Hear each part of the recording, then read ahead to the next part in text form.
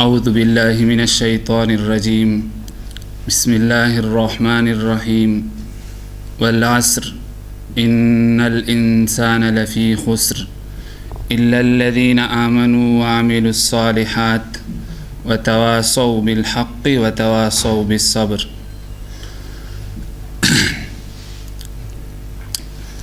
بسم اللہ الرحمن الرحیم۔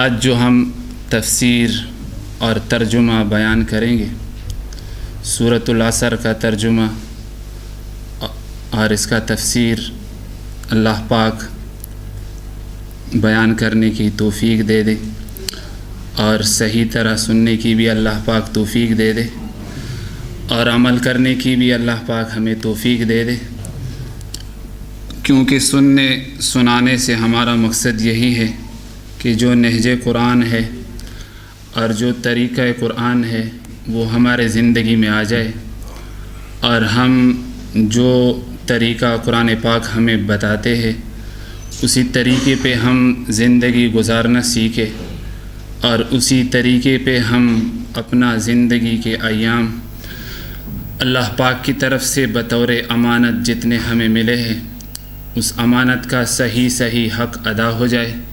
تو اس کے لیے اللہ پاک نے ہمیں قرآن پاک دیا ہے اور اسی قرآن پاک سے ہم اپنا طریقہ سیکھ کر زندگی گزاریں گے۔ بسم اللہ الرحمن الرحیم۔ شروع کرتا ہوں اللہ کے نام سے جو بہت مہربان نہایت رحم والے ہیں۔ شروع کرتا ہوں اللہ کے نام سے جو بہت مہربان نہایت رحم والے ہیں۔ اس سورت کے شروع میں اس سے پہلے کہ ہم سورت کی طرف جائے سب سے پہلے سورت کا شان نزول اور سورت کے بارے میں کہ یہ کون سی سورت ہے، کب نازل ہوئی۔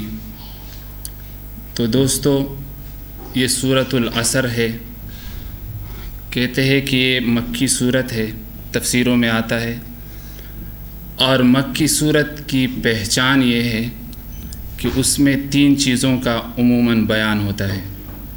جتنی بھی قرآن پاک میں مکی صورت ہے ان میں 3 چیزوں کا بیان ہوتا ہے۔ نمبر 1 توحید، نمبر 2 رسالت، نمبر 3 بعث بعد الموت۔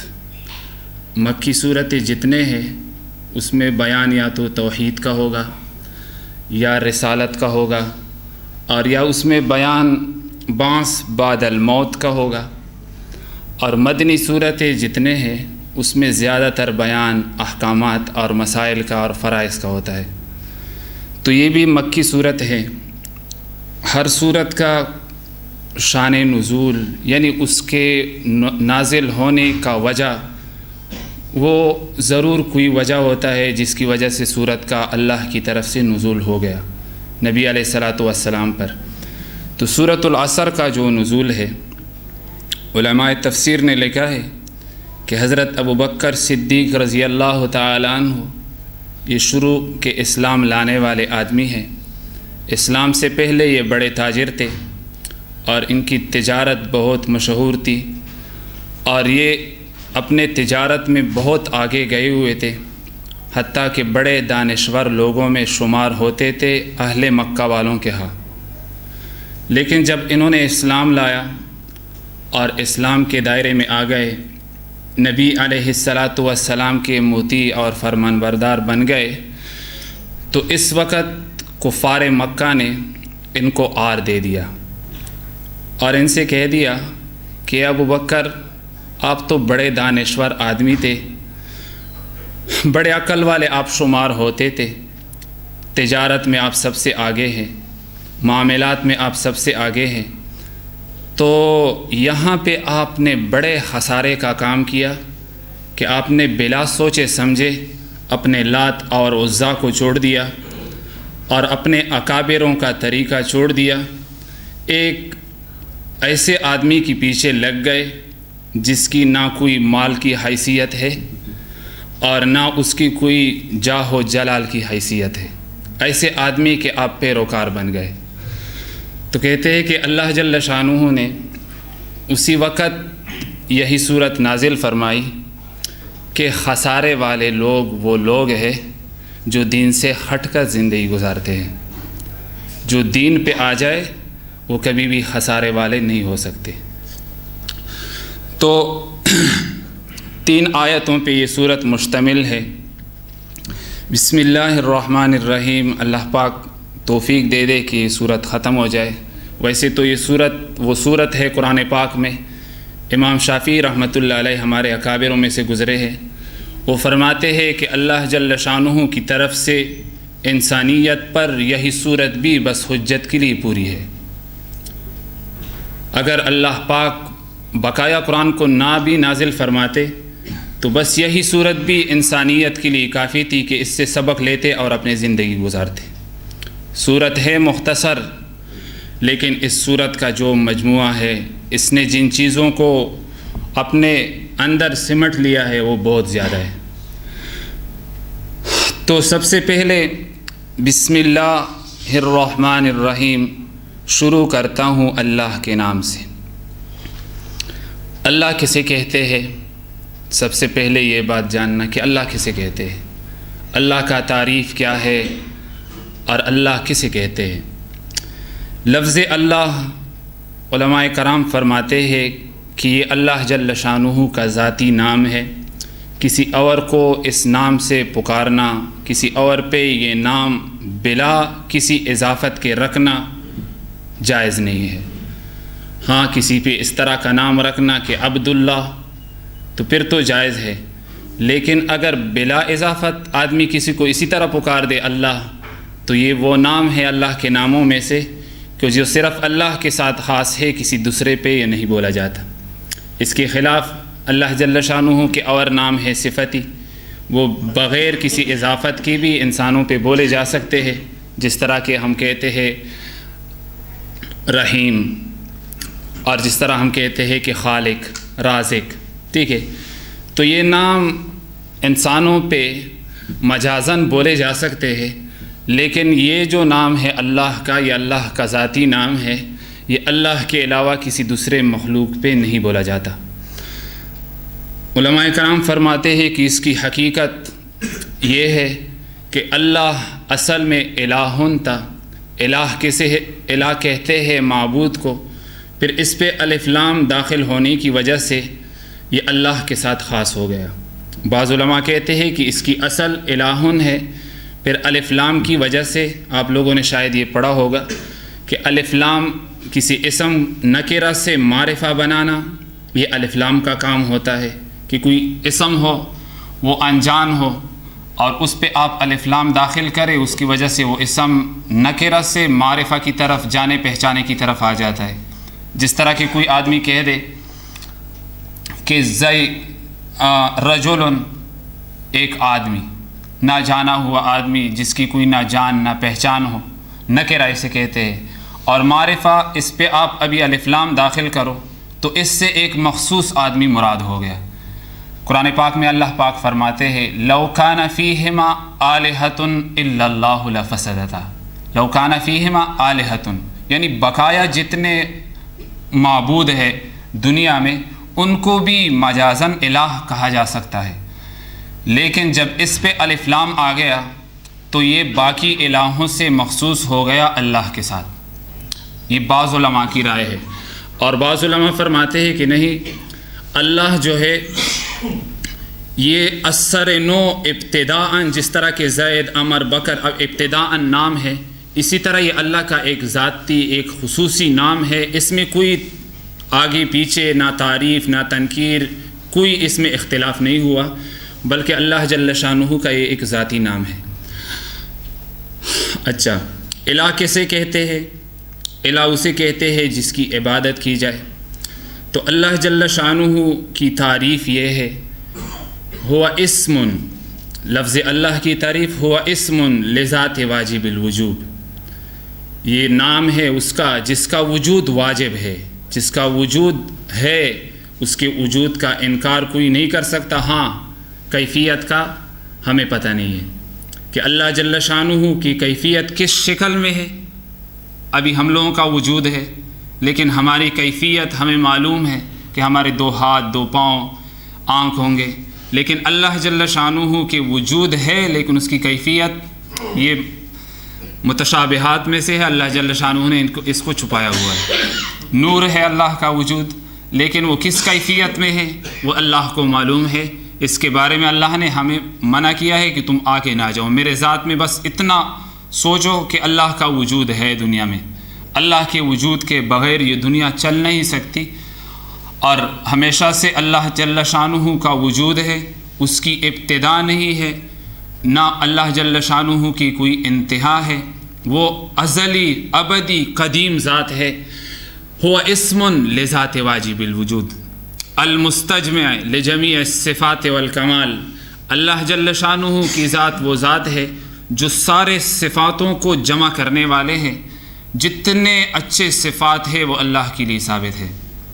المنزہ من النقص والزوال، اور اللہ جل شانہ وہ ذات ہے جس میں نہ کوئی نقص ہے اور نہ اس میں کوئی زائل ہونا ہے۔ تو دوستو اللہ جل شانہ اسی کے نام سے میں شروع کرتا ہوں، اسی کے نام سے میں شروع کرتا ہوں جس کی یہ صفت ہو گئی، جس کا وجود بھی ازلی، جس کا وجود بھی موجود، اور جس کا وجود ایسا کہ اس میں کوئی نقص نہیں، سارے صفاتوں کا مجموعہ ہے، اسی کے نام سے میں شروع کرتا ہوں۔ سب سے پہلے اللہ جل شانہ نے جو اپنی صفت لگائی نام کے ساتھ وہ رحمان کی لگائی۔ رحمان کسے کہتے ہیں اور رحیم کسے کہتے ہیں؟ کہتے ہیں کہ رحمان بھی مبالغہ کا صیغہ ہے اور رحیم بھی مبالغہ کا صیغہ ہے، جس میں صفت میں مبالغہ آتا ہے، زیادتی کا معنی، لیکن 2 صفتیں ایک ہی مادے سے نکلے ہیں، دونوں کو اللہ نے کیوں ذکر کیا؟ 2 صفتیں ایک ہی مادے والے ہیں، یعنی اس کا اصل جو مادہ ہے، حروف ہے، وہ را حا میم ہے، بس دونوں کا، پھر دونوں کو ایک ہی مادے سے بنانا اللہ نے کیوں کیا اس طرح؟ پھر دونوں صفتوں کو کیوں ذکر کیا اللہ نے؟ پھر اس میں رحمان کو کیوں مقدم کیا، رحیم کو کیوں مؤخر کیا؟ علماء کرام فرماتے ہیں کہ رحمان کا معنی ہے عام الرحمہ اور رحیم کا معنی ہے تام الرحمہ۔ رحمان کا معنی ہے عام الرحمہ، جس کی رحمت عام ہو، ہر کسی کو پہنچا ہو، اور رحیم کا معنی ہے تمام رحمت، جس کی رحمت پوری ہو۔ ہم سورۃ الفاتحہ میں پڑھتے ہیں نا، آپ لوگ خود سوچو، پھر یہی معنی سمجھ میں آ جائے گا، ایک نقشہ بناتا ہوں آپ لوگوں کے لیے۔ ہم سورۃ الفاتحہ میں پڑھتے ہیں مالکی یوم الدین، مالکی یوم الدین، جو مالک ہے روز جزا کا۔ ظاہر میں دیکھو یہ معنی غلط لگ رہا ہے، اللہ صرف مالک روز جزا کا نہیں ہے، وہ دنیا کا بھی مالک ہے، لیکن ہم روز 5 نمازوں میں یہی پڑھتے ہیں مالک یوم الدین، مالک یوم الدین۔ اس میں کیا سبق ہے؟ یہ کیا دعوت یہ جملہ ہمیں دے رہا ہے؟ یہی رحمان اور رحیم ہمیں سمجھا رہے ہیں کہ دیکھو دنیا میں اللہ جل شانہ رحمان ہے۔ رحمان کا مطلب یہ کہ جو اللہ کے سامنے جھکتا ہے اسی بھی اللہ دیتا ہے، جو اللہ کے سامنے جھکتا نہیں، اللہ کا منکر ہے، اسی بھی اللہ دیتا ہے۔ عام الرحمہ کا مطلب یہ کہ اس کی رحمت اتنی عام ہے کہ مسلم اور غیر مسلم سب کو پہنچی ہوئی ہے۔ موسیٰ علیہ السلام کے دور کا ایک واقعہ ہے کہ ایک ساتھی تھے، انہوں نے انکار کیا اللہ کے ذات سے، تو موسیٰ علیہ السلام تو کلیم اللہ کے لقب سے مشہور تھے، اللہ کے ساتھ جتنی آزادانہ کلام موسیٰ علیہ السلام کا ملتا ہے کسی دوسرے پیغمبر کا تاریخ کی کتابوں میں نہیں ملے گا۔ تو کہتے ہیں کہ موسیٰ علیہ السلام سے اس نوجوان نے کہا کہ جاؤ اللہ سے کہہ دو کہ میں اللہ کا منکر ہوں، اللہ کو نہیں مانتا، اور کل قیامت کے دن وہ بھی مجھ سے نہ پوچھے، اور روزی بھی میں اپنے کماؤں گا، اللہ کا نہیں کہوں گا۔ تو کہتے ہیں کہ موسیٰ علیہ السلام تو گئے، بس یہی سارا بیان کر دیا۔ تو اس وقت اللہ جل شانہ نے ایک جملہ کہہ دیا۔ وہ جملہ کیا کہہ دیا کہ اے موسیٰ جا کے اس نوجوان سے کہہ دو کہ اگرچہ یہ میرے رب میرے ذات کا منکر ہے، چلو صحیح وہ اس کی اپنی خطا، لیکن میں رحمان ہوں، چاہے وہ میرا منکر ہو میں پھر بھی اس کو اپنی رحمت پہنچاؤں گا، چاہے وہ میرا منکر ہی کیوں نہ ہو میری رحمت اس تک پہنچے گی۔ میرا وہ کلام ہے جس میں تبدیلی نہیں آتی، میرے وہ صفات ہے جو آج ایک طرز پہ ہو کل دوسرے طرز پہ ہو، پھر میری بادشاہت میں میری الوہیت میں پھر کمی آ جائے گی۔ آج ایک فیصلہ جس طرح کہ ہمارے سربراہ کرتے ہیں، پھر کل جب غلط ثابت ہوتا ہے تو فیصلہ بدل دیتے، کہتے ہیں کہ ترمیم فلانی ترمیم فلانی ترمیم فلانی ترمیم، کیونکہ آگے ان کو مسئلے مسائل پیش آ جاتے۔ لیکن اللہ کا جو ترمیم ہے وہ ہمیشہ کے لیے ہے، وہ کبھی اس میں آگے پیچھے نہیں آتا۔ تو اللہ جل شانہ نے کہہ دیا کہ موسیٰ ان سے کہہ دو کہ میری رحمت عام ہے، وہ پہنچے گی چاہے وہ میرا منکر ہے اور چاہے وہ میرا ماننے والا ہے۔ تو دوستو رحمان کہتے ہیں اس ذات کو جس کی رحمت عام ہو، ہر کسی کو پہنچا ہو، اور رحیم کہتے ہیں تام الرحمت، جس کی رحمت تمام ہو، یعنی جو ہو وہ پورا ہو، اس میں کمی نہ ہو۔ تو جب ہم مالک یوم الدین کہتے ہیں تو اس طرف ہم جاتے ہیں کہ یا اللہ بے شک دنیا میں، حالانکہ مناسب تو یہ تھا، عدل تو یہ ہے کہ دنیا میں مسلمانوں کو روزی زیادہ ملے، دنیا میں مسلمانوں کو راحت زیادہ ملے، دنیا میں مسلمانوں کو محلات زیادہ ملے۔ عدل تو یہی لگتا ہے، کیونکہ اگرچہ ایک ہی سجدہ کیوں نہیں لیکن رب کے سامنے جھکتے تو ہے نا، اگرچہ کلمہ گو ہی کیوں نہیں، بے نمازی ہو، لیکن رب کے ذات کو مانتے تو ہے نا۔ حق تو یہ بنتا ہے کہ جو اللہ کا منکر ہو اس کو ایک لقمہ بھی نہ ملے، اور جو اللہ کے ماننے والے ہو اس کو سب کچھ ملے، لیکن معاملہ کچھ الگ چل رہا ہے۔ تو اللہ جل شانہ فرماتے ہیں کہ الرحمن، یہ دنیا ہے، یہاں سب کچھ چلے گا، میری رحمت ہر طرف جائے گی، اس میں عدل اگرچہ تم لوگوں کے نظر میں کمزور لگ رہا ہے لیکن دوسری میری صفت ہے رحیم۔ ایک دن آنے والا ہے مالک یوم الدین، جس دن اللہ مالک ہوگا، مطلب کہ اللہ پاک اسی دن اپنے رحمت کو عدل کے ساتھ تمام کر دے گا۔ اس دن اللہ پاک اپنی رحمت کو جو تمہارے ذہن کے مطابق عدل لگ رہا ہے اسی کے مطابق اللہ پاک تمہارے اس عدل کو تمام کر دے گا۔ تو اس وجہ سے علماء کہتے ہیں کہ کسی بندے پہ یہ دو صفت ہے، ان دو صفتوں میں سے ایک صفت کو بندوں پہ مجازن بولا جا سکتا ہے جو کہ رحیم ہے، لیکن رحمان بندوں پہ نہیں بولا جا سکتا۔ رحمان وہ ہوتا ہے جس کی رحمت کا کوئی حد نہ ہو، ہر کسی کو پہنچاؤ۔ میں ایک آدمی پہ رحیم ہو سکتا ہوں کہ اپنی رحمت اپنے شفقت کو اس پہ تمام کر دوں، جس طرح کہ ماں اپنے بچوں پہ اپنی شفقت اور محبت تمام کر دیتی ہے، اس کا کوئی حد نہیں ہوتا۔ لیکن ماں رحمان کی صفت والی نہیں بن سکتی، کہ جس طرح کہ وہ اپنے بچے کے ساتھ رحمت کا معاملہ کرتی ہے بقایا دنیا والوں کے ساتھ بھی اسی طرح کرے، نہیں ہو سکتا۔ تو ایک آدمی کے لیے مجازن رحیم ہم بول سکتے ہیں لیکن رحمان نہیں بول سکتے۔ تو یہ ہو گیا مبالغے کی صیغے۔ رحمان کا معنی ہے میں شروع کرتا ہوں اللہ کے ساتھ، اللہ کے نام کے ساتھ، جو کہ اس کی رحمت عام ہے اور جس کی رحمت تام ہے، جس کی رحمت عام ہے اور جس کی رحمت تام ہے۔ والعصر، عصر کے وقت کی قسم، مشہور ترجمہ، عصر کے وقت کی قسم۔ علماء کرام نے اس میں بھی اختلاف کیا ہے۔ علماء تفسیر نے فرماتے ہیں کہ عصر سے کیا مراد، اور اللہ جل شانہ نے اس جملے میں جو ہم بحث کریں گے عصر سے کیا مراد، کیا ضرورت اللہ کو قسم اٹھانے کی، اور پھر اللہ پاک نے عصر پہ کیوں قسم کھائی۔ سب سے پہلے اللہ جل شانہ نے عصر کے بارے میں تحقیق کی، عصر کسے کہتے ہیں، اس کے بارے میں علماء کی طرف سے 3 اقوال ہمیں ملتے ہیں۔ فرماتے ہیں کہ عصر یا تو اس وقت کو کہتے ہیں جس وقت میں عصر کی نماز شروع ہوتی ہے اور ختم ہوتی ہے، جو کہ ظہر کے ختم ہونے کے بعد مغرب کے داخل ہونے کا درمیانی وقفہ جو ہے، اس وقت کا نام ہے عصر۔ بعض علماء کہتے ہیں کہ نہیں، عصر سے مراد صلاۃ عصر ہے، اور بعض علماء کہتے ہیں کہ نہیں، عصر سے مراد دہر ہے، زمانہ ہے۔ ایک نمبر 2، اللہ جل شانہ نے عصر کے وقت پہ قسم کیوں کھایا، اور حالانکہ غیر اللہ پہ قسم کھانا ناجائز ہے، غیر اللہ پہ قسم کھانا ناجائز ہے، حرام ہے۔ تو اللہ جل شانہ وہ ذات ہے کہ جو احکامات بندوں کے لیے ہے وہ یہ نہیں ہے کہ وہ اللہ کے لیے بھی ہوں گے۔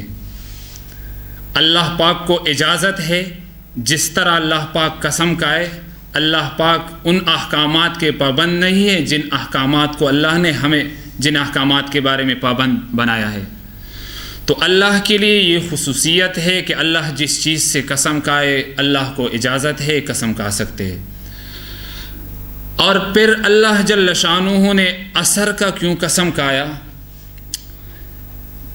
جس طرح ایک دوسرا مثال، ہم لوگ کہتے ہیں کہ اللہ کے ذات میں توحید غالب ہے ادب سے، یہی ہم کہتے ہیں نا کہ اللہ کے ذات میں توحید غالب ہے ادب سے۔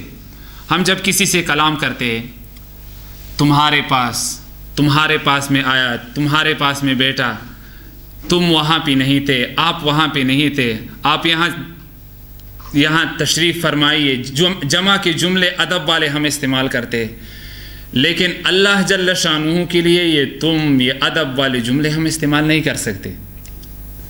وہاں پہ ہم کون سے جملے استعمال کریں گے؟ جس میں توحید غالب ہو، اس بجائے اس کے کہ ہم یہ کہہ دیں کہ ان کی یہ رائے تھی۔ بڑوں کے بارے میں ہم یہی کہتے ہیں نا، انسانوں کے بارے میں ہم یہی جملے استعمال کرتے ہیں کہ ان کے پاس، اگرچہ وہ ایک آدمی کیوں نہ ہو، تو ہم انسانوں میں ادب کا لحاظ کرتے ہیں توحید کے مقابلے میں۔ لیکن اللہ جل شانہ وہ ذات ہے کہ اللہ جل شانہ کو سب سے بہترین چیز، پیاری چیز وہ توحید ہے۔ اس وجہ سے نبی علیہ الصلوۃ والسلام فرماتے تھے کہ سب سے پیاری دعا وہ ہے جس میں توحید ہو۔ اللہم انی ظلمت نفسی ظلما کثیرا ولا یغفر الذنوب الا انت، توحید ہے۔ لا الہ الا اللہ، توحید ہے، ٹھیک ہے۔ هو اللہ الذی لا الہ الا ہو، توحید ہے۔ قل هو اللہ احد، توحید ہے۔ کوئی صورت بھی اللہ جل شانہ کی توحید سے خالی نہیں۔ تو اللہ جل شانہ کو سب سے پیاری چیز وہ کیا ہے؟ توحید ہے، اور توحید کے بغیر آدمی دائرہ اسلام میں آ نہیں سکتا۔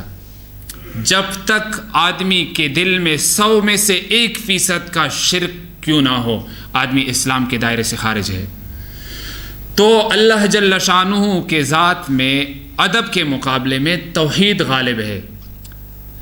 اسی طرح اللہ جل شانہ کو ہر چیز میں اجازت ہے، کیونکہ وہ اس کے اوپر کوئی ہے نہیں کہ اللہ جل شانہ پر پابندی لگا دے۔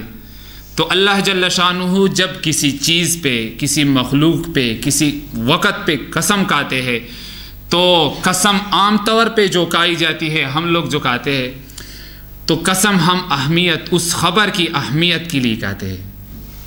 جب کوئی ہمارا منکر ہو اور ہمارے بات پہ یقین نہ کرتا ہو، تو اس وقت ہم وہ جملہ قسمیہ بنا کے اس آدمی کو یقین کے درجے میں لے آتے ہیں کہ یہ آدمی اب میرا یقین کر لے گا، کیونکہ آخری حد کیا ہے؟ منکر کو یقین دلانے کے لیے آخری حد کیا ہے؟ قسم ہے۔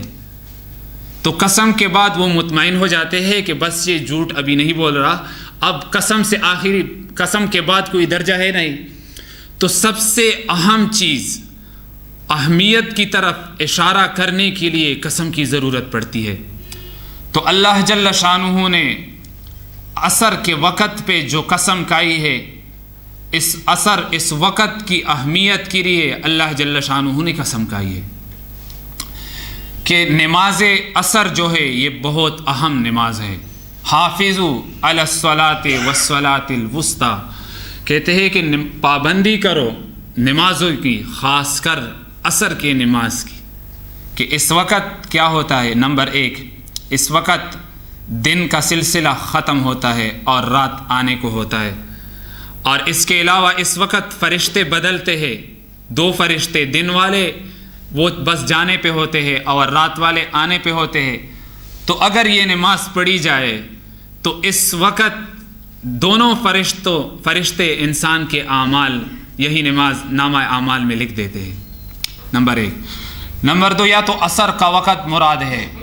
اس وجہ سے اللہ پاک نے اس وقت پہ قسم کھایا کہ دیکھو ابھی سارے مشاغل سے جس طرح کہ آدمی بس اپنے ہاتھ اٹھا لیتا ہے اور اپنے سکون کی طرف جاتا ہے، اسی طرح اس دنیا کی زندگی کا بھی مثال ہے کہ ایک دن آدمی بھی اسی طرح تاریکی رات آ جائے گی اور دنیا سے آدمی رخصت ہو کے جانے پہ ہوگا. جس طرح آدمی اپنے مشاغل سے آ کے اپنے گھونسلوں کی طرف اپنے گھروں کی طرف لوٹ کے آتے ہیں، تو اللہ جل شانہ فرماتے ہیں کہ اسی طرح تم لوگ ایک حقیقی گھر کی طرف بھی تم لوگ لوٹ کے جاؤ گے. والعصر. دوسرا، اللہ جل شانہ نے زمانے کی قسم کھائی. والعصر، زمانے کا قسم. تو اللہ جل شانہ اس طرف انسانوں کو لے جاتے ہیں. هل اتی علی الانسان حین من الدہر لم یکن شیئا مذکورا، کہ ایک وقت تحقیق انسان پہ ایسا بھی گزرا جس وقت انسان کا کوئی نام لیوا بھی نہ تھا، قابل ذکر بھی نہیں تھا. اور پھر میں نے انسان کو لم یکن شیئا مذکورا انا خلقنا الانسان من نطفۃ امشاج نبتلیہ فجعلناہ سمیعا بصیرا. پھر میں نے انسان کو بنا دیا اور ان کو اچھی خلقیت دی اور اچھا شکل و صورت میں نے دے دیا. اور پھر آگے جا کے اللہ پاک فرماتے ہیں انا ہدیناہ السبیل، میں نے ان کو ایک راستہ بھی بتا دیا، اما شاکرا و اما کفورا. ان میں سے بعض لگ گئے میرے نافرمان اور بعض ہو گئے میرے فرمان بردار.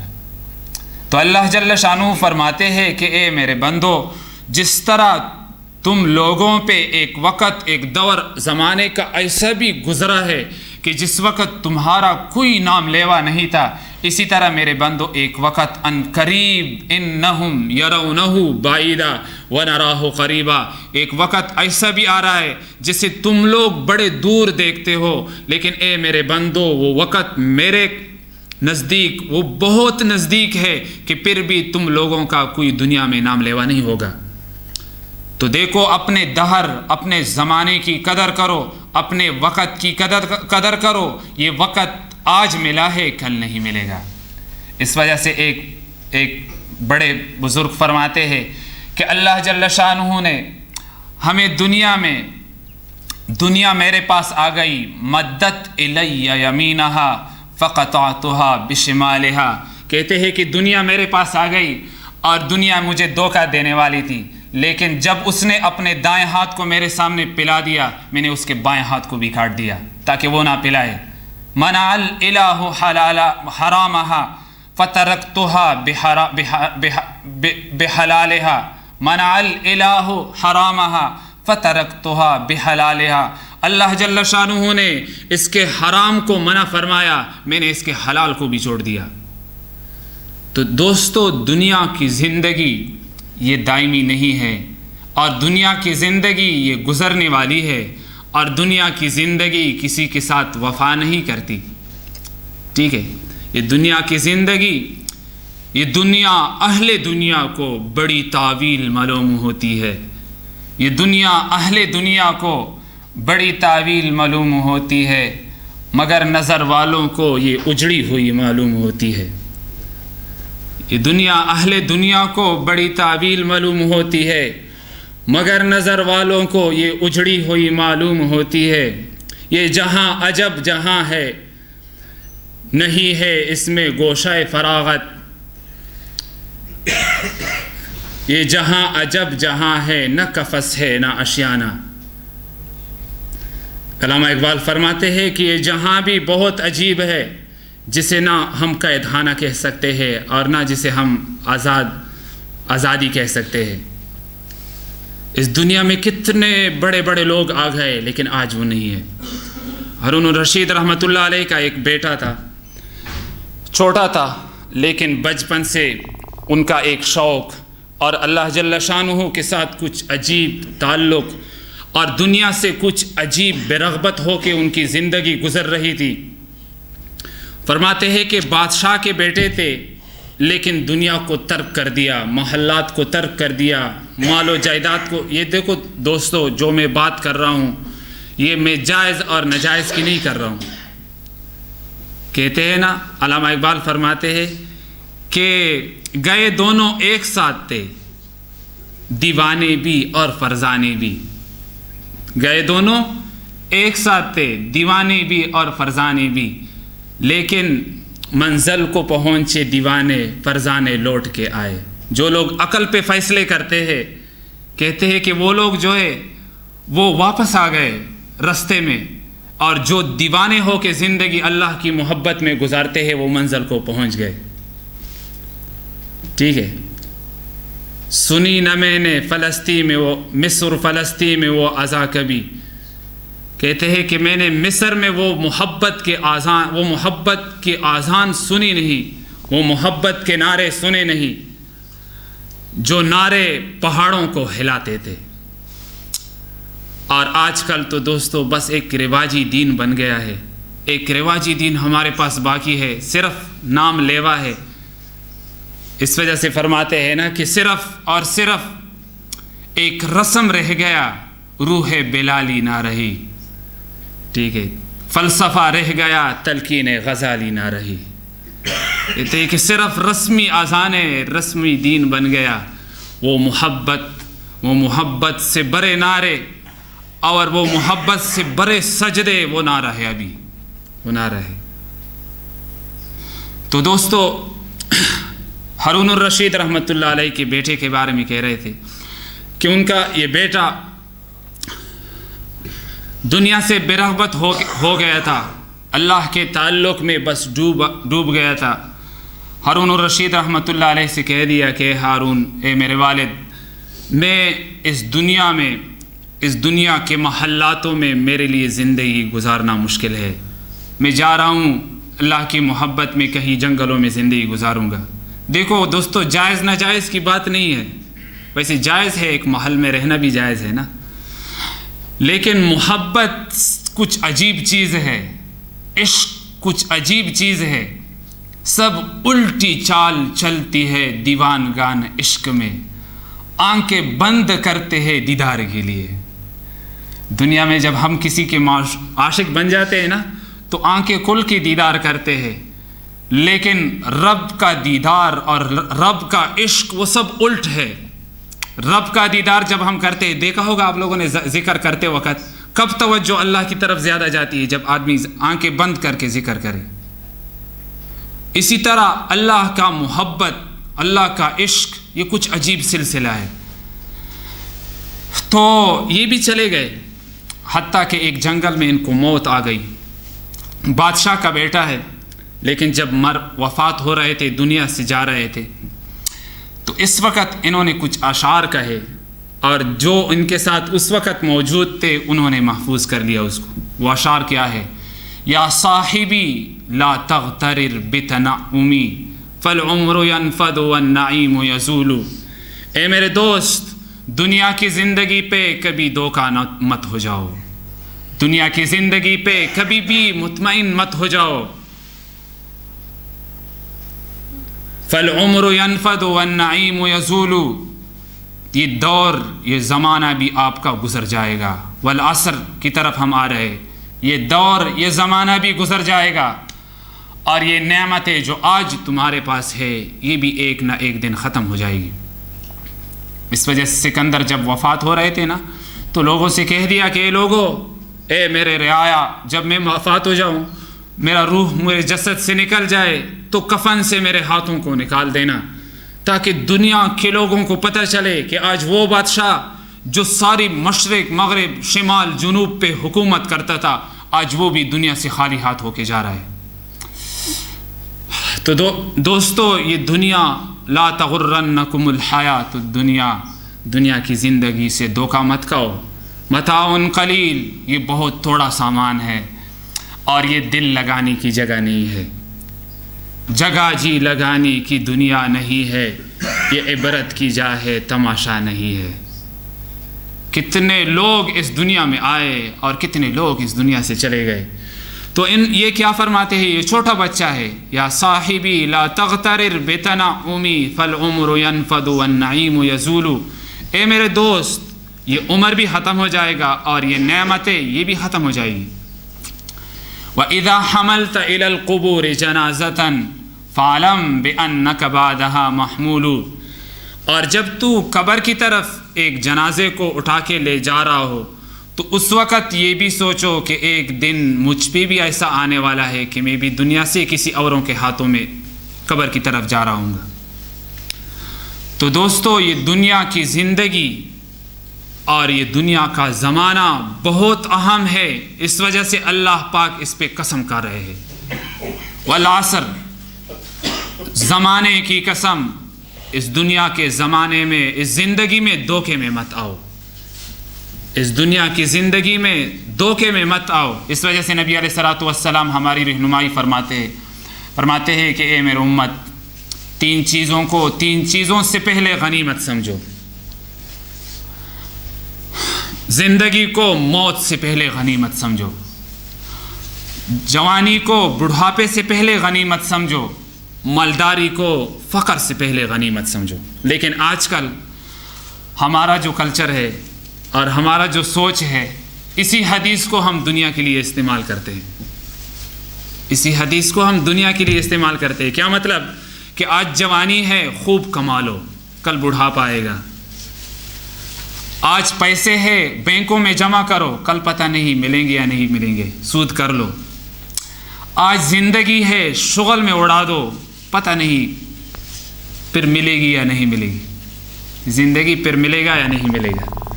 تو اللہ جل شانہ فرماتے ہیں کہ اے میرے بندو، یہ دنیا کی زندگی یہ ایک دھوکہ ہے اور یہ بہت اہم چیز ہے، یہ وہ ظرف ہے، یہ وہ چیز ہے جس میں انسان زندگی اسی دائرے کے اندر، اسی زمانے کے اندر گزارتا ہے۔ اسی زمانے میں کسی کو عزت مل جاتی ہے، اسی زمانے میں کسی کو بے عزتی مل جاتی ہے، اسی زمانے میں کسی کو جوانی ملتی ہے، اسی زمانے میں کسی کو بڑھاپا ملتا ہے، اسی زمانے میں کسی کو حیات اور کسی کو موت ملتی ہے۔ یہ بہت اہم ہے، تمہاری زندگی کا سب سے اہم حصہ، اہم ترین حصہ وہ زمانہ ہے، وہ وقت ہے۔ تو اپنے وقت کے قدر کرنے کے لیے اللہ پاک نے ہمارے واسطے وہ قسم اٹھائی کہ دیکھو یہ بہت اہم معاملہ ہے۔ بسم اللہ۔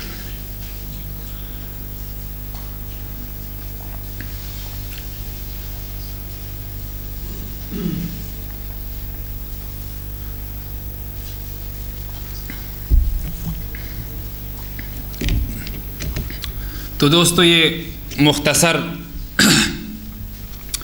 تفسیر تھا والعصر کا۔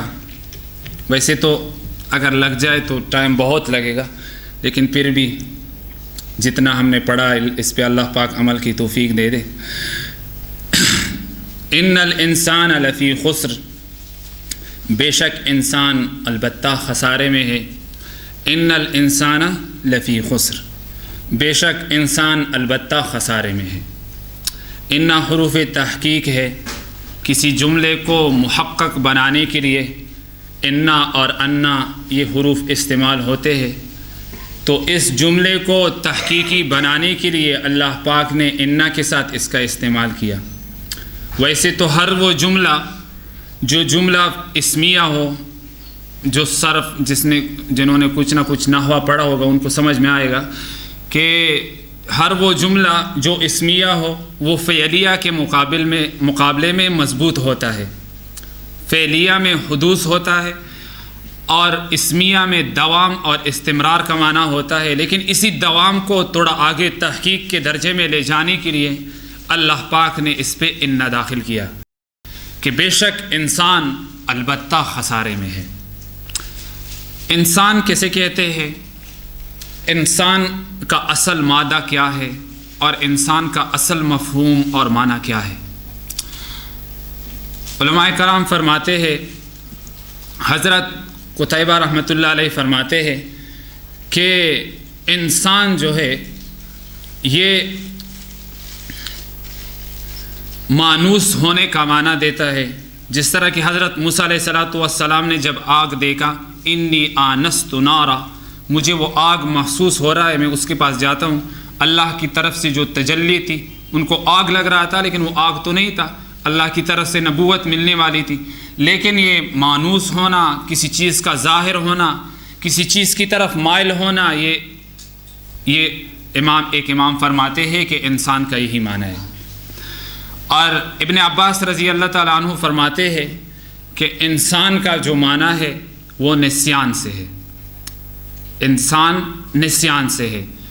لأن اللہ عہد لہ، اس وجہ سے کہ اللہ پاک نے اس کے ساتھ ایک عہد کیا تھا، فنسیا، بس یہ اس عہد کو بھول گیا۔ وہ عہد کیا تھا؟ الست بربکم، آیا میں تمہارا رب نہیں؟ اس رب ہونے کو انسان نے بھول دیا، تو اس وجہ سے اس مخلوق کو انسان کے نام سے پکارا جاتا ہے۔ اللہ جل شانہ فرماتے ہیں الست بربکم، آیا میں تمہارا رب نہیں؟ تو دوستو ایک دوسری بات یہاں سے تو ہٹ کر ہے لیکن پھر بھی فائدے والی ہے۔ یہاں پہ جو اللہ پاک ایک وعدہ ذکر کرتے ہیں الست بربکم، آیا میں تمہارا رب نہیں، تو اللہ پاک کسی دوسرے صفت کو بھی لا سکتے تھے، لیکن اللہ پاک نے یہاں پہ وعدے میں وہ رب کیوں لایا؟ نمبر ایک۔ نمبر دو، رب کی خصوصیت بتاتا ہوں کہ رب کسے کہتے ہیں۔ اللہ پاک نے انسان کو اپنے وعدے بلانے کے وقت بھی رب کا لفظ استعمال کیا۔ رب کسے کہتے ہیں؟ کہتے ہیں کہ رب اسے کہتے ہیں کہ جو ہر وقت، ہر آن، ہر گھڑی انسان کو جس وقت جس چیز کی ضرورت ہو ان اشیاء کا مہیا کرنا، اس کو رب کہتے ہیں۔ جس وقت جس چیز کی ضرورت ہو اس کو رب کہتے ہیں، ان چیزوں کا مہیا کرنے والے کو رب کہتے ہیں۔ قرآن پاک کی ابتدا رب سے ہوئی، الحمدللہ رب العالمین۔ قرآن پاک کی انتہا بھی رب پہ ہوئی، قل اعوذ برب الناس۔ اس نام کی اہمیت کی طرف اللہ پاک اشارہ کرتے ہیں کہ دیکھو جس طرح میں ہر وقت، جس وقت میں تمہیں جس چیز کی ضرورت ہوتی ہے اس چیز کو مہیا کرنا میرا کام ہے، اسی طرح جس وقت جس چیز کی مجھے ضرورت ہے ان کا کرنا تمہارا کام ہے، ان کا کرنا تمہارا کام ہے۔ قرآن پاک کی ابتدا رب سے ہوئی، قرآن پاک کی انتہا رب پہ ہوئی۔ نماز ہم پہ فرض ہو گئی، قیام میں بھی رب ہے، رکوع میں بھی رب ہے، قوما میں بھی رب ہے، سجدے میں بھی رب ہے، جلسے میں بھی رب ہے، قاعدے میں بھی رب ہے۔ جس سب سے اہم حکم جس کو ہم 5 وقت پڑھتے ہیں، 5 بنیادی احکامات ہے، لیکن اس میں سے سب سے زیادہ اہمیت جس کو حاصل ہے وہ نماز ہے، اور اس نماز میں ہر رکن میں رب ہے۔ الحمدللہ رب العالمین، سبحان ربی العظیم، ربنا لک الحمد، سبحان ربی الاعلی، سبوح قدوس ربنا ورب الملائکہ، ربنا آتنا فی الدنیا حسنہ۔ اور قرآن پاک میں جتنی دعائیں ہیں، ربنا آتنا فی الدنیا حسنہ، ربنا ظلمنا انفسنا، ربنا انی ظلمت نفسی، ربنا فاغفر لنا ذنوبنا، ربنا لا تؤاخذنا ان نسینا، ربنا انک من تدخل النار، ربنا آتنا فی الدنیا آتنا ما وعدتنا، ہر جگہ پہ رب رب رب رب۔ تو یہ رب اللہ پاک بار بار ایک چیز کو اذا تقرر فی القلب کہتے ہیں کہ جو چیز بار بار دہرائی جاتی ہے وہ پھر آگے جا کے ایک عملی نمونہ بھی اس کو آ جاتا ہے، عملی جامہ، عملی کپڑا اور عملی لباس میں بھی وہ چیز آ جاتی ہے۔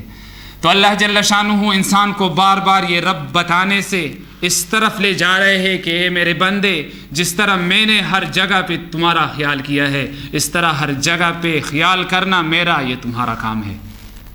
تو انسان کسے کہتے ہیں کہ جو اپنے رب کے وعدے کو بلائے نہیں بلکہ اپنے رب کے وعدے کو پورا کرے۔ اسی وجہ سے ہمارا نام انسان بن گیا کہ ہم نے اپنے رب کے وعدے کو بلا دیا۔ امام راغب رحمۃ اللہ علیہ فرماتے ہیں، تیسرا قول کہتے ہیں کہ رب کسے کہتے ہیں، انسان کسے کہتے ہیں؟ انسان انس سے ہے، انس کسے کہتے ہیں؟ کہ جو آپس میں محبت، شفقت، الفت کی زندگی گزارنے والے ایک مخلوق کا نام انسان ہے۔ جس میں یہ صفت ہوگا وہ کیا ہوگا؟ وہ انسان ہوگا۔ تو دوستو، ان الانسان لفی خسر، بے شک البتہ انسان جو ہے وہ خسارے میں ہے، الا الذین آمنوا وعملوا الصالحات، مگر وہ لوگ جنہوں نے ایمان لایا اور نیک عمل کیے، وتواصوا بالحق، اور حق کی وصیت کی، وتواصوا بالصبر، اور صبر کی وصیت کی۔ الا الذین آمنوا وعملوا الصالحات، انسان سب کے سب انسان خسارے میں ہے۔ پھر بعد میں اللہ جل شانہ نے ایک فریق کو اس سے نکال دیا، ایک فریق کو اللہ پاک نے پھر اسی انسان سے نکال دیا، جسے ہم کہتے ہیں کہ استثناء۔ لیکن استثناء کے بارے میں ایک بات یاد رکھو اپنے ساتھ، جو علم کی کتابیں جنہوں نے پڑھی ہے ان کو سمجھ میں آ جائے گی۔ جس کلمے کو ہم پڑھتے ہیں لا الہ الا اللہ، یہ کلمہ ہم پڑھتے ہیں نا، اس میں جو الا ہے یہ استثناء کے لیے نہیں ہے۔ اس میں جو الا ہے ایک علمی نکتہ ہے، بیان کر لوں گا شاید سمجھ میں آ جائے۔ اس میں جو الا ہے وہ استثناء کے لیے نہیں ہے، اور یہاں جو الا ہے یہ استثناء کے لیے ہے۔ استثناء کسے کہتے ہیں؟ ایک ہوتا ہے استثناء متصل، ایک ہوتا ہے استثناء منقطع۔ متصل کسے کہتے ہیں؟ کہ مستثنی جو بعد میں ہو رہا ہے، جس چیز کی استثناء ہو رہی ہے وہ مستثنی منہ کے قبیلے اور افراد میں سے ہو، کہ مستثنی منہ کے قبیلے میں سے ہو، یہ متصل کی تعریف ہے۔ تو اگر ہم وہاں پہ یہ لے لیں مستثنیٰ، وہاں پہ اگر ہم متصل لے لیں تو مطلب کیا ہوا؟ لا الہ، مطلب یہ کہ اللہ بھی یہ بقایا معبودوں میں سے ایک معبود ہے، تو کفر لازم آ جائے گا۔ تو وہاں پہ جو اللہ ہے وہ صفتی معنی میں ہے، غیروں کے معنی میں ہے، اور یہاں جو اللہ ہے وہ استثناء کے معنی میں ہے۔ یعنی انسان کی ذات میں کوئی اپنا کمال نہیں ہے، وہ کمال جو بنتا ہے، جو انسان خسارے سے کامیابی کی طرف نکل آتا ہے، وہ نیک اعمال اور ایمان کی وجہ سے انسان خسارے کے نام سے نکل کر کامیابی کے راستے میں آ جاتا ہے۔ تو دوستو، الا الذین آمنوا، مگر وہ لوگ جنہوں نے ایمان لایا۔ ایمان کسے کہتے ہیں؟ ایمان کی تعریف کیا ہے اور کن کن چیزوں کو ایمان کہتے ہیں؟ کن کن چیزوں پہ ایمان لانا بنیادی چیز ہے؟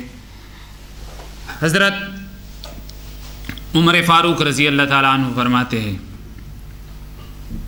کہ ہم لوگ ایک دن نبی علیہ الصلاۃ والسلام کے ساتھ بیٹھے ہوئے تھے، اذ طلع علینا رجل، اچانک ایک آدمی آ گیا، شدید بیاض الثیاب، جس کے کپڑے بہت سفید تھے، شدید سواد الشعر، جس کے بال بھی بہت کالے نظر آ رہے تھے، لا یرا علیہ اثر السفر، جس پہ کوئی سفر کے اثرات نظر نہیں آ رہے تھے، ولا یعرفہ منا احد، اور ہم میں سے بھی کوئی اس کو جان پہچاننے والا کوئی نہیں تھا۔ حیران ہو گئے کہ یار یہ اگر قریبی آدمی ہوتا تو ہم پہچان لیتے، لیکن اگر دور سے آتا تو چہرے پہ سفر کے اثرات ہوتے، لیکن اس میں سے تو کچھ بھی نہیں ہے، نہ سفر کے اثرات ہے اور نہ ہم اس کے جاننے والے ہیں، پتہ نہیں یہ کون ہے۔ ہم بہت حیران ہو گئے۔ فجلس الی النبی صلی اللہ علیہ وسلم، وہ نبی علیہ الصلوۃ والسلام کے پاس آ گئے اور بیٹھ گئے۔ فاسند رکبتیہ الی رکبتیہ، اپنے پاؤں کو، گھٹنوں کو نبی علیہ الصلوۃ والسلام کے گھٹنوں کے ساتھ ملا دیا، التحیہ کی شکل میں بیٹھ گئے۔ ووضع کفیہ علی فخذیہ، اور اپنے ہاتھوں کو ران پہ رکھ دیا جس طرح کہ التحیہ کی شکل میں ہم بیٹھتے ہیں۔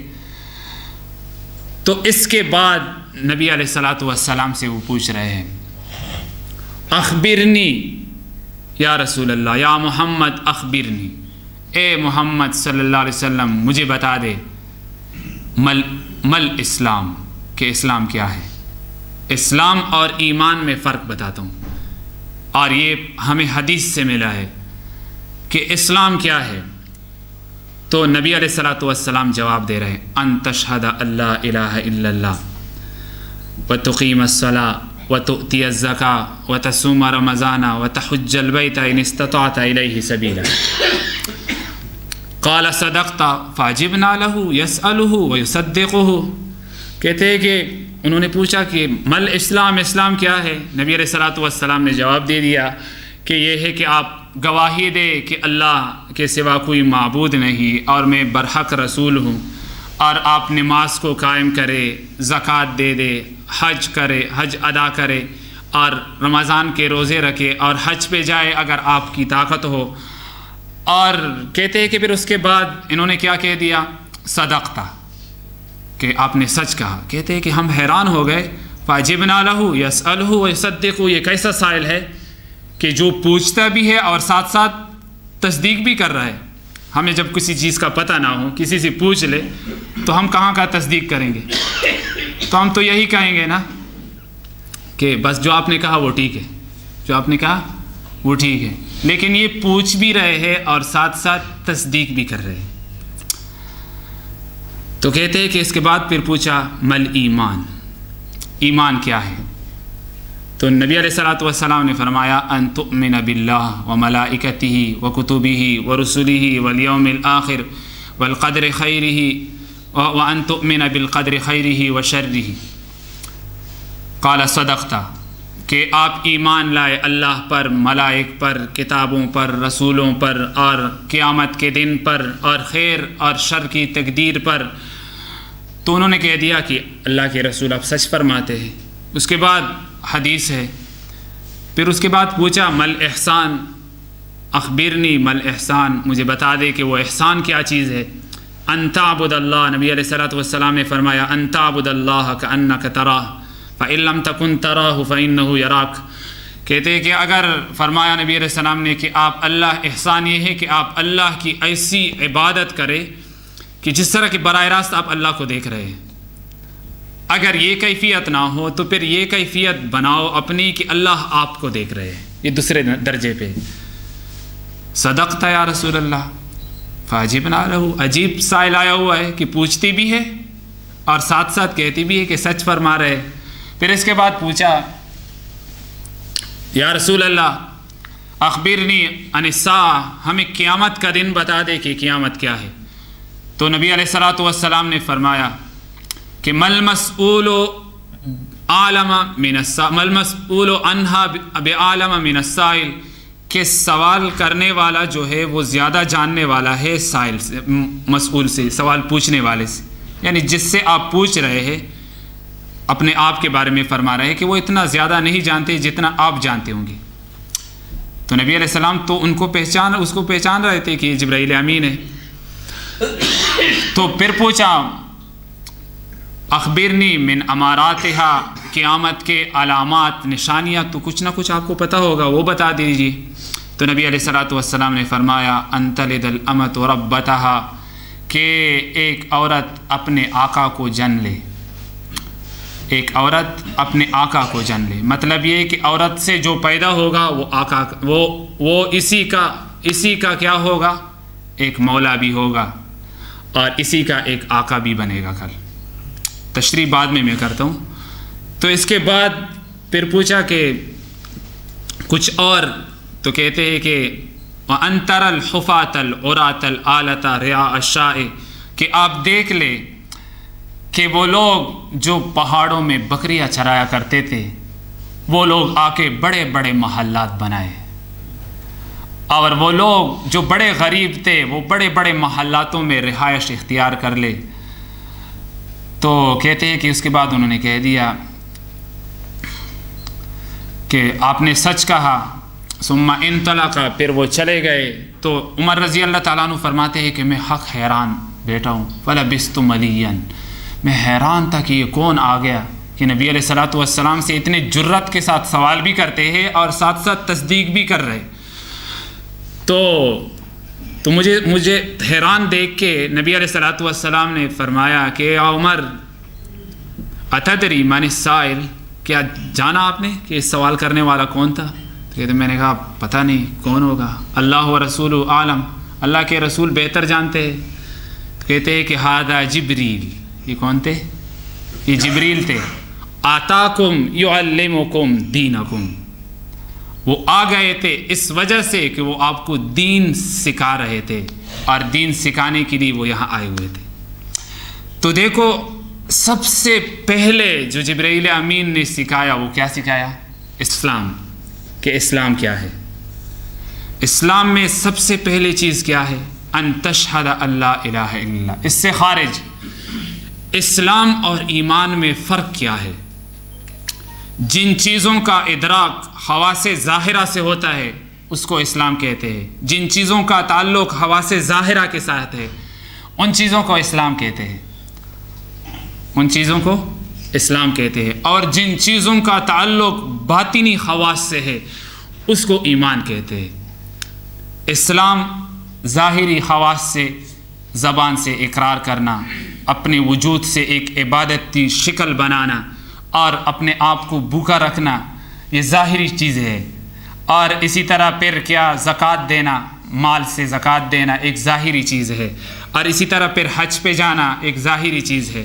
لیکن ایمان جو ہے وہ اندر کی قوت کو کہتے ہیں، جس کا ادراک حواس ظاہرہ سے نہیں ہوتا۔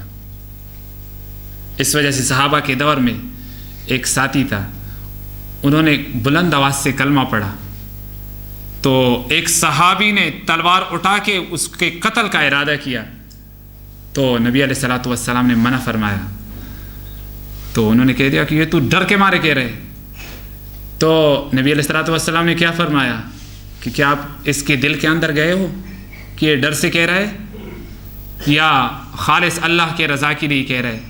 کہتے ہیں کہ ہم ظاہر کے قائل ہیں، ظاہر کے پابند ہیں، اندر نہیں جائیں گے ہم۔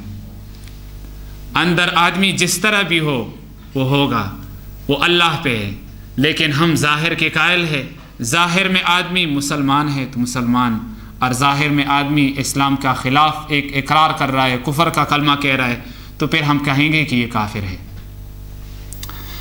تو دوستو سب سے پہلے چیز جو اسلام میں بتایا گیا وہ کیا بتایا گیا؟ کہ آپ کلمہ پڑھے اور توحید کا اقرار کر لے کہ اللہ کے سوا کوئی معبود نہیں۔ دوسرے نمبر پہ سب سے اہم چیز وہ نماز ہے۔ تو دوستو نماز بہت اہم رکن ہے۔ نبی علیہ الصلوۃ والسلام اپنے موت کے وقت بھی جب دنیا سے جانے والے تھے اس وقت بھی دو وصیت امت کے لیے وہ چھوڑ کے چلے گئے۔ الصلاۃ وما ملکت ایمانکم، نماز کی پابندی کرو اور وہ لوگ جو آپ کے نیچے رعایا ہے ان لوگوں کا بھی خیال رکھو۔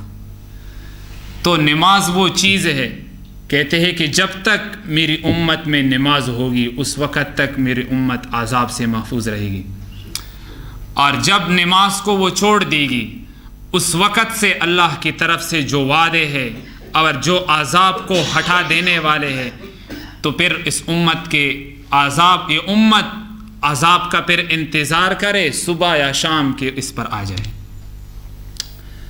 تو جب امت میں نماز تھی اور جب امت نمازوں کے پابند تھے اس وقت اللہ کی طرف سے جو وعدے ہوئے اور اس وقت اللہ کی طرف سے جو نصرت آئی اس کا آدمی کوئی خیال بھی نہیں کر سکتا۔ ایک صحابی تھے، کفر کے قید میں آ گئے، کافروں کے قید میں، تو جیل میں تھے، پانی اتنا ملتا تھا کہ جس سے بس وہ اپنے پیاس کو بس ختم کرتے تھے، اس سے زیادہ نہیں ملتا تھا۔ انسانی ضرورت ہے کہ انسان کا وضو بھی ٹوٹ جاتا ہے، تو ہمیں تو اسلام کی طرف سے اجازت ملی ہے کہ تیمم کرے، لیکن میں نے تو شروع میں کہا ہے نا کہ ایک ہے عقل کا فیصلہ، ایک ہے عشق کا فیصلہ، دونوں کے سفر جدا جدا ہے، ٹھیک ہے، دونوں کے سفر جدا جدا ہے۔ علامہ اقبال بڑے علامہ گزرے ہیں نا، بڑے ہمارے پاکستان دارالہند کے، بلکہ شاید کہ ایسا کوئی شاعر آ جائے زمانہ مستقبل میں تو فرماتے ہیں کہ ایک ہی رستے پہ گئے تھے دونوں، جو عقل والے تھے اور جو عشق والے تھے، لیکن عقل والے واپس آ گئے، عشق والے منظر کو پہنچ گئے۔ تو دوستو ابھی اجازت ہے شریعت کی طرف سے کہ تیمم کرے، لیکن یہ صحابی کا اتنا عشق تھا اللہ کے محبت میں کہ یہ کہتے تھے کہ جب یہاں پانی ہے، مجھے مل سکتا ہے، تو میں کیوں تیمم کروں؟ اچھا، ان سے پوچھا کہ مجھے پانی دے دو، انہوں نے جواب دیا کہ ہم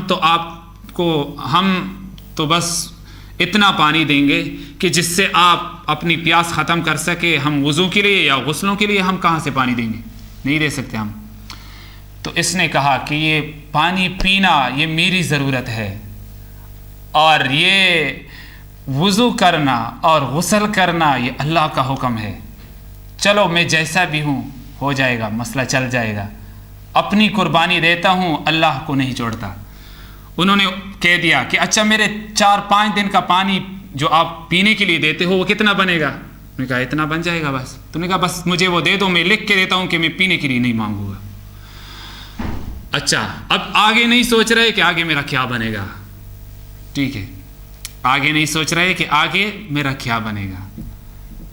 تو جس کے دل میں اللہ ہو، جس کے دل میں محبت ہو، عشق ہو، الفت ہو، وہ رب پہ فنا ہوتے ہیں۔ ابراہیم علیہ السلام بکریاں چرا رہے تھے نا، آ گئے، فرشتہ آ گیا اور زور سے اللہ کا نام لے لیا۔ ابراہیم علیہ السلام کو بہت مزہ آیا اور کہہ دیا کہ یہ کون ہے؟ ایک بار یہ نام پھر لے لو، یہ تو میرے محبوب کا نام ہے، ایک بار یہ نام پھر لے لو، بہت مزہ آ رہا ہے مجھے۔ انہوں نے کہا کہ آپ کیا دو گے ہمیں معاوضہ میں، بدلے میں کیا دو گے، کیا قیمت دو گے؟ انہوں نے کہا میرے پاس کیا ہے؟ تو اس فرشتے نے کہا کہ اگر یہ بکریوں میں سے آدھے بکریاں ہمیں دیتے ہو تو ہم پھر اللہ کا نام لیں گے، ورنہ نہیں لیتے۔ انہوں نے کہا یہ کیا مشکل ہے؟ ان اللہ اشترى من المؤمنین انفسهم واموالهم بان لهم الجنہ، مؤمنینوں کے ساتھ یہ سودا ہو گیا ہے کہ وہ اپنے جان اور مال اور اپنے اولاد کو رب کے نام پہ ختم کریں گے۔ ایک صحابیہ، واقعوں پہ واقع آ رہے، ایک صحابیہ اپنے بیٹے کو عمار کو جنگ میں بھیج رہی ہے، اور رخصتی کے وقت وہ نابینا تھی۔ جب گلے مل رہی ہے، آپس میں ایک رشتہ ہے ممتا، تو جب گلے مل رہی ہے تو اس نے اوپر سے جو جنگی حالات والے جو سامان ہوتا ہے وہ پہنا ہوا تھا۔ تو اس وقت ماں نے کہا کہ بیٹے یہ کیوں پہنا ہے؟ کہ یہ تو جنگی حالات میں حفاظت کے لیے ڈال، یہ ذرے وغیرہ پہنے جاتے۔ تو انہوں نے کہا کہ جس اللہ کے لیے آپ فنا ہو رہے ہو، پھر کیوں اپنے آپ کو بچاتے ہو؟ اپنے ہاتھوں سے وہ ذرے نکلوا دیے، وہ ڈال لے لیا، کہا بیٹے جاؤ اللہ کے نام پہ ختم ہو جاؤ۔ لہذا الیوم ارضعتہ، اے میرے بچے، میں نے اسی دن کے لیے کہ آپ بڑا ہو کے اللہ کے نام پہ خون بہائے گا، اسی دن کے لیے میں آپ کو دودھ پلاتی رہی۔ تو پھر کیا بنا؟ حضرت ابراہیم علیہ السلام نے آدھا ریوڑ دے دیا بکریوں کا، انہوں نے پھر کہہ دیا اللہ۔ اب ابراہیم علیہ السلام سودا کر رہے، کیا دو گے مجھے؟ انہوں نے کہا بس یہ جتنا باقی ہے دے دوں گا۔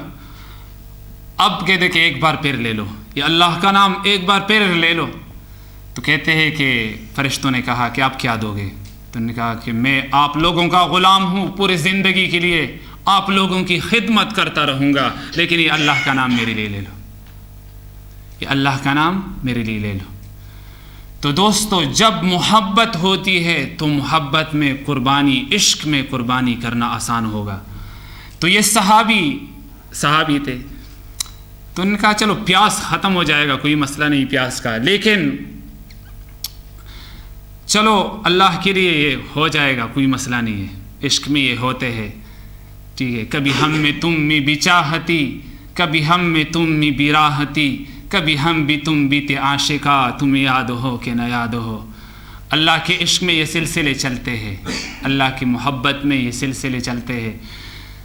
تو صحابی نے پانی لے لیا، اب آگے جا کے پیاس کی شدت انتہا پہ پہنچ گئی، تو اللہ سے کہہ رہے کہ یا اللہ میں نے آپ کی خاطر یہ سب کچھ کیا۔ تو تاریخ کی کتابوں میں آتا ہے کہ آسمان میں بادل بنے، جس کمرے میں وہ قید تھے وہ بادل اسی کمرے کے اندر چلے گئے اور وہاں پہ برس کے پھر واپس چلے گئے۔ جتنے برتن تھے صحابی کے وہ سب کے سب پانی سے بھر گئے۔ تو اللہ کے لیے جو قربانی دے دیتے ہیں تو اللہ کی طرف سے مدد بھی نقد ملتی ہے۔ ان تؤمن باللہ، ان تشہد اللہ الہ الا اللہ وان محمدا رسول اللہ وتقیم الصلاۃ وتؤتی الزکاۃ وتصوم رمضان وتحج البیت ان استطعت الیہ سبیلا۔ تو دوستو بات اس پہ ختم کرتے ہیں، ٹائم بھی شاید پورا ہو گیا نا، تو ابھی تو کافی باقی ہے لیکن پھر بھی الا الذین آمنوا وعملوا الصالحات، مگر وہ لوگ جنہوں نے ایمان لایا اور نیک عمل کیے، وتواصوا بالحق اور حق کی وصیت کی، وتواصوا بالصبر اور صبر کی وصیت کی۔ جب آدمی اسلامی دعوت دے گا اور اسلام کے لیے آدمی کسی کے پاس جائے گا تو کہتے ہیں کہ مصیبتوں کا آنا اس آدمی پہ ہوگا، تو اے میرے بندو گھبراؤ مت، آپس میں ایک دوسرے کو ساتھ ساتھ صبر کی بھی تلقین دیتے رہو کہ جب آدمی حق کا نعرہ لگائے گا تو حق کے نعرے کے ساتھ مشکلات کا سامنا بھی کرنا پڑے گا، تو اس کے ساتھ پھر صبر کے لیے بھی تیار ہو جاؤ، کیونکہ اسلام وہ چیز ہے کہ جس میں آدمی صبر نہ کرے، جتنا بھی آدمی دینداری کرے تو اس دینداری کا کوئی فائدہ نہیں نکلتا۔ کہتے ہیں کہ علم ایک چیز بس پیش کرتا ہوں پھر خلاص کرتے۔ اللہ جل شانہ فرماتے ہیں کہ اے میرے بندو، من لم یرض بقضائی ولم یشکر علی نعمائی ولم یصبر علی بلائی، حدیث قدسی ہے کہ جو آدمی میرے فیصلوں پہ راضی نہ ہو اور جو آدمی میرے نعمتوں کا شکر گزار نہ ہو اور جو آدمی میری طرف سے مصیبت آنے پہ صبر نہ کرے، نمبر 1 پہلا کام وہ کیا کرے، وَلْيَخْرُجْ بَيْنَ أَرْضِي وَسَمَائِي، اے لوگو سن لو، یہ آسمان اور زمین تمہارے ماں باپ کا جائیداد نہیں ہے، پھر اس سے نکل جاؤ، یہ میرے ہے۔ وَلْيَخْرُجْ بَيْنَ أَرْضِي وَسَمَائِي۔ دوسرا جو اللہ نے انسانوں کو بتایا وہ کیا ہے؟ فرماتے ہیں کہ جب تم میرے فیصلوں پہ، میرے نعمتوں کا اور میری طرف سے مصیبتوں کا آپ مقابلہ نہیں کر سکتے تو پھر کیا کرو، وَلْيَطْلُبْ رَبًّا سِوَائِي، پھر میرے علاوہ کسی دوسرے کو رب تلاش کرو، پھر میرے علاوہ کسی دوسرے کو رب تلاش کرو۔ تم میرے بھائی اور دوستو، اسلام میں سب سے اہم حصہ ایک دعوت، سب سے پہلا حصہ جو ہے وہ ایمان ہے، اور دوسرے نمبر اس صورت میں اللہ جل شانہ نے انسان کو 2 کاموں کی طرف رہنمائی کی۔ نمبر 1 اپنی فکر سب سے پہلے کرو، نمبر 2 دوسرے مسلمان بھائیوں کی فکر کرو، جو آپ کے رعایا ہے ان کا بھی اور جو آپ کے آس پاس لوگ ہیں، پڑوسن ہے، ان کا بھی جتنا آپ سے ہو سکے دعوت دے دو، یا زبان سے یا ہاتھ سے یا زبان سے یا دل سے۔ تو انشاءاللہ اللہ پاک عمل کرنے کی توفیق دے دے اور امت میں اس قرآن پاک کو پلانے کی اللہ پاک توفیق دے دے۔ کما حقہ ما عرفنا کا حق کا معرفتک، جس طرح اللہ کا حق ہے اس طرح ہم اللہ کے قرآن پاک کو بیان نہیں کر سکتے۔ ما عبدنا کا حق کا معرفتک، جس طرح اللہ کے عبادت کا حق ہے اس طرح ہم نہیں کر سکتے، لیکن پھر بھی نہ کرنے سے 1000 مرتبہ بہتر ہے۔ وآخر دعوانا ان الحمد للہ رب العالمین۔